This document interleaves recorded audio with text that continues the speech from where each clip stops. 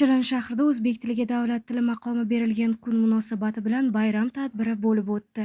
Dastlab shahar hokimi, korxona va tashkilot rahbarlari, ustozlar, nuroniylar hamda yoshlar ishtirokida shahar markazidagi buyuk bobokalonimiz Alisher Navoiy haykali poyiga gulchambarlar qo'yilib, uning ona tili rivojiga qo'shgan beqiyos hissasi yod etildi. Marosimdan so'ng Shirin shahar yoshlar markazida bayramning badiiy qismi o'tkazildi. Tadbir avvalida shahar hokimi Niyoz Hazratqulov so'zga chiqib, barcha ishtirokchilarni bayram bilan samimiy tabrikladi. O'z nutqida u o'zbek tilini davlat tili sifatidagi siyosiy, huquqiy, iqtisodiy, ijtimoiy va ma'naviy ma'rifiy ahamiyatini ta'kidlab, bugun o'zbek tili xalqaro maydonlarda baralla yangrayotganini, barchamiz uchun faxr va g'urur manbai ekanini qayd etdi. Bayram davomida shahar madaniyat bo'limi san'atkorlari tomonidan ona tilimizni madh etuvchi qo'shiqlar ijro etildi. Sahna ko'rinishlari esa tomoshabinlarga bayramona kayfiyat ulashdi. Ushbu tadbir ona tilimizning nufuzi va qadriyatlarini yuksaltirish, yosh avlod qalbida o'zbek tiliga mehr va sadoqat tuyg'usini mustahkamlash yo'lida muhim ahamiyatga ega bo'ldi. Samarqanddan Bobur ketarkan, dilda bo'g'ib hasrat savsini, olib ketdi ona yurtidan.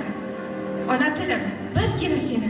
Meni tuzatolmas hech dori darmon, jonimga masihdir shu ona tilim. 21 oktyabr o'zbek tiliga davlat tili maqomi berilgan kun munosabati bilan bugun bizning Shirin shahrimizda ham bayram tadbiri juda ko'tarinki ruhda bo'lib o'tdi. Bayram dasturimizning asosiy qismi buyuk bobomiz Alisher Navoiy poylariga gulchambarlar qo'yish bilan boshlanib, hamda bayramning badiiy qismiga ulanib ketdi. Badiiy qismida kuy qo'shiqlar, o'zbek tilini ulug'lovchi she'rlar qo'yilib, mehmonlarimizni ko'nglini xushnud etishdi. O'zbek tili milliy o'zligimiz, mustaqil davlatchiligimizni timsolidir. Ma'lumki, til kishilarning eng muhim aloqa qilish vositasi. Shu nuqtai nazardan odamlar bir-birlari bilan qilayotgan muomalalarida til birinchi o'rinda turadi. O'zbek tiliga davlat tili maqomi berilganiga ham chorak asrdan oshibdi.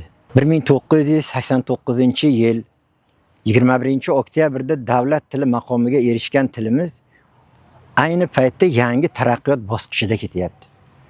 Tilimizning davlat tili maqomi olganiga qiziqish, e'tibor yildan yilga mustahkamlanib boryapti desam xato bo'lmaydi. Bu borada prezidentimiz ibrat ko'rsatib ish qilyaptilar. Birlashgan Millatlar Tashkilotida o'sha assambleya yig'ilishlarida o'zbekcha chiqish qilganlari tilimizning martabasini jahon miqyosida oshishiga xizmat qildi. Tilga e'tibor qilgan odam kam bo'lmaydi.